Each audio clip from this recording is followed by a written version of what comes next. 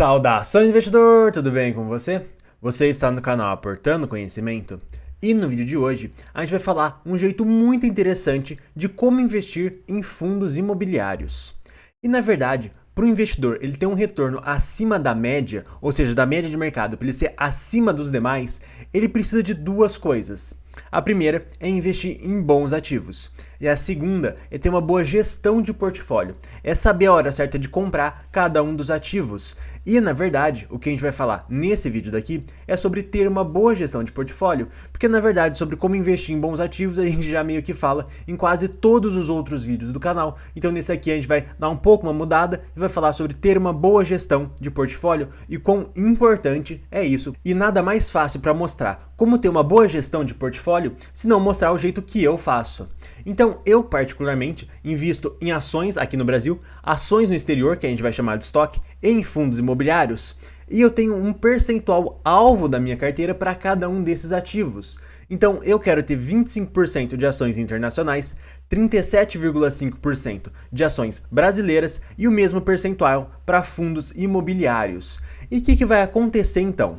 Poxa, com o movimento das bolsas, isso vai acontecer que esses percentuais vão acabar variando. Então, por exemplo, vamos supor que a parte de estoques acabe subindo muito, a parte de ações nacionais caia um pouquinho e de fundos imobiliários caia mais ainda do que caiu ações nacionais. E aí, o que vai acontecer? Poxa, se eu tenho essa concentração alvo, que eu busco ela, e se eu tenho essa concentração aqui, atual, que é a que eu tenho, qual dessas classes está mais necessitando um aporte?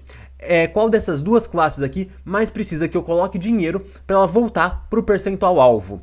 Poxa, ações está precisando porque eu tenho 35 e eu que gostaria de ter 37,5, mas fundos imobiliários eu tenho 33 e eu gostaria de ter 37,5. Ou seja, então eu precisaria aportar em fundos imobiliários devido ao fato da diferença entre a quantidade que eu tenho e o percentual alvo ser maior do que essa mesma concentração para o caso de ações. Concorda comigo?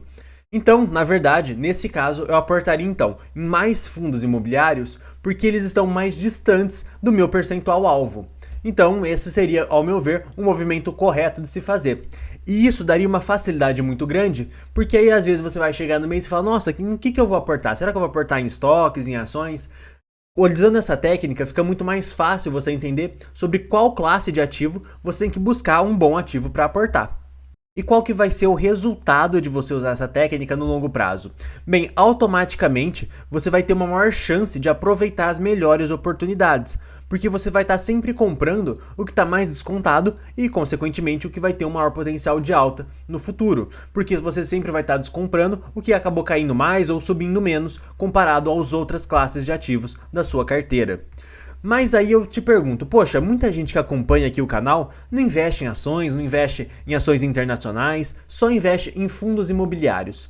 E aí, como é que essa pessoa vai fazer para fazer esse mesmo esquema, só que para fundos imobiliários?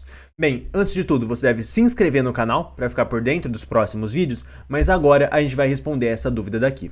Então, na verdade, a gente vai utilizar a mesma lógica que a gente utilizou no demonstrativo anterior, só que agora para fundos imobiliários. Então, para fundos imobiliários, a gente tem algumas classes de fundos que são muito interessantes e que durante muitos anos elas vêm se provando muito rentáveis, que são, por exemplo, papel, logística, corporativo, renda urbana e shoppings. E só para dar um exemplo, a gente vai utilizar essas classes de ativos para fazer o nosso percentual alvo.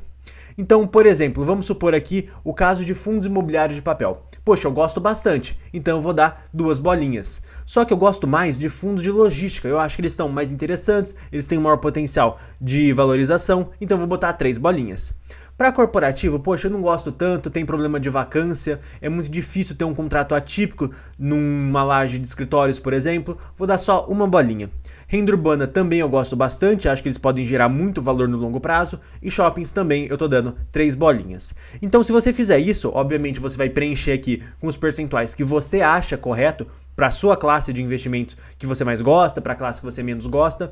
Então, fazendo isso, a gente chega na conclusão que a gente teria 12 bolinhas e dividindo pelo 100%, a gente chega aqui, cada bolinha representaria 8,3% e a gente teria esse percentual alvo aqui.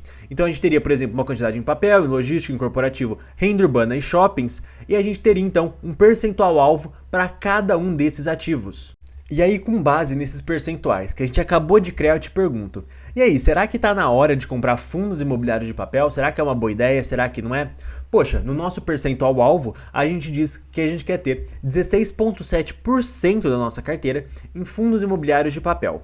E quando a gente olha o alvo que a gente tem e a quantidade atual, poxa, quem que está mais distante do alvo? Se você for prestando um pouco mais de atenção em cada uma das porcentagens, a gente vai ver que o mais distante do alvo é fundos imobiliários de papel, que a gente tem 13% e a gente queria ter um pouco mais de 16%.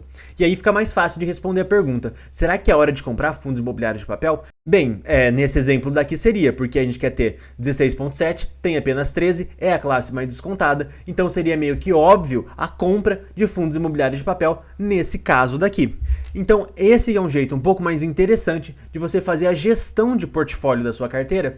Isso pode trazer para o investidor um retorno adicional ao longo prazo, porque ele sempre vai estar comprando ou o que caiu mais ou o que subiu menos em relação às outras classes de ativos. E, gente, esse vídeo vai chegando ao fim, e se você gostou do vídeo, se inscreva no canal para ficar por dentro dos próximos, e até o próximo vídeo.